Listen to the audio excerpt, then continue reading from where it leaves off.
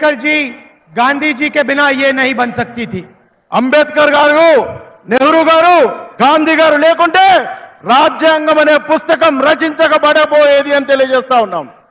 BJP Ambedkar ji के काम को, गांधी जी के काम को नकारना चाहते हैं, खत्म करना चाहते हैं। ఈ బీజేపీ ప్రభుత్వం అంబేద్కర్ గారు, నెహ్రూ గారు, గాంధీ గారు కష్టపడి బడుగులు బలహీనుల కోసం తయారు చేసినటువంటి రాజ్యాంగం అనే పుస్తకాన్ని చించివేయాలనే ప్రయత్నం చేస్తా ఉన్నారు అని తెలియజేస్తా ఉన్నాం. तो ये चुनाव इस किताब को बचाने का चुनाव है और कांग्रेस पार्टी और मैं आपको आश्वासन देते हैं कि इस किताब को कोई नहीं बदल सकता, कोई नहीं हटा सकता।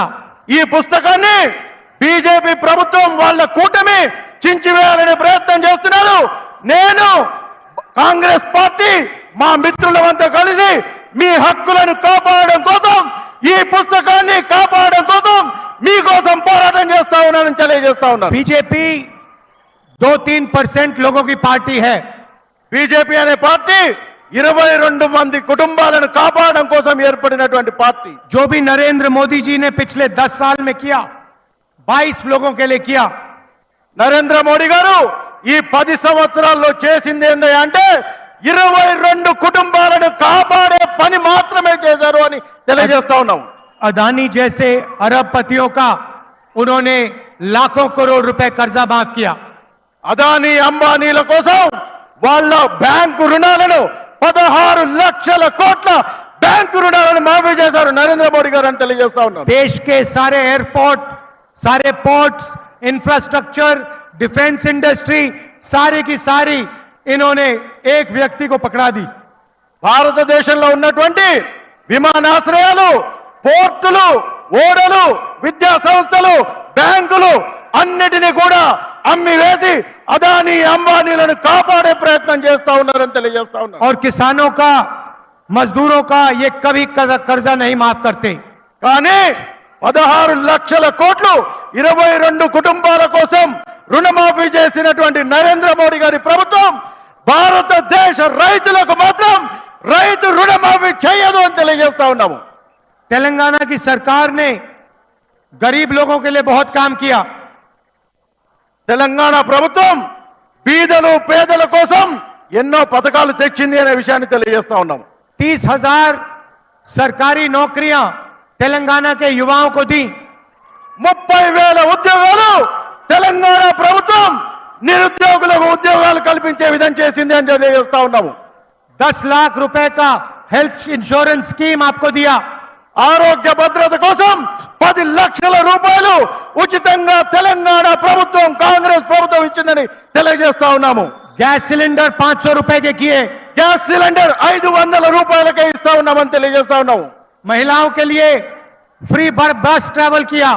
మహిళల కోసం ఉచిత బస్సులు తెలంగాణలో ఇచ్చామని తెలియజేస్తా ఉన్నాము. और 200 यूनिट फ्री बिजली के आपको दिए। 200 యూనిట్ల ఉచిత కరెంటు కూడా ఉచితంగా తెలంగాణ ప్రభుత్వం ఇచ్చిందనే విషయాన్ని తెలియజేస్తా ఉన్నాము. मैंने आपसे कहा कि हिंदुस्तान में 50% पिछड़े, 15% दलित, 8% आदिवासी, 15% माइनॉरिटी के लोग हैं। తెలంగాణలో 15% దళితులు, 15% మైనారిటీలు, 8% ఇతర వర్గాలు, ఈబీసీలు, వెనుకబడ్డ వాళ్ళు మొత్తం కలుపుకొని 50% వరకు ఉన్నారనే విషయాన్ని తెలియజేస్తా ఉన్నాను. उनकी सच्ची आबादी और उनकी भागीदारी के लिए हमने तेलंगाना में कास्ट सर्वे, जाति जनगणना लागू किया है।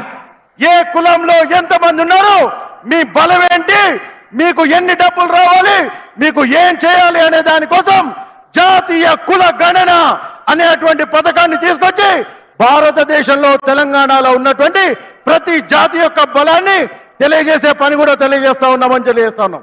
इससे तेलंगाना की जनता को पता लग जाएगा, दलितों को, आदिवासियों को, पिछड़ों को पता लग जाएगा तेलंगाना में उनकी कितनी भागीदारी है और कितनी आबादी है। దీంతోనే దళితులకు, బీదలకు, బడుగులకు, బీసీలకు, ఆదివాసీలకు మీ శక్తి ఎంత, ప్రభుత్వంలో మీ వాటా ఎంత అనేది కూడా తెలుసుకోవచ్చు అని తెలియజేస్తా ఉన్నాం. और यही काम दिल्ली की सरकार आने के एकदम बाद हम करने जा रहे हैं। ఇదే పని ఇదే పథకం ఢిల్లీలో కాంగ్రెస్ పార్టీ రాగానే అక్కడ కూడా చేస్తామని తెలియజేస్తా ఉన్నాము. और हम पता लगाएंगे कि इस देश के धन में कितना धन दलितों के हाथ में है, कितना आदिवासियों के हाथ में है, कितना पिछड़े वर्ग के हाथ में है।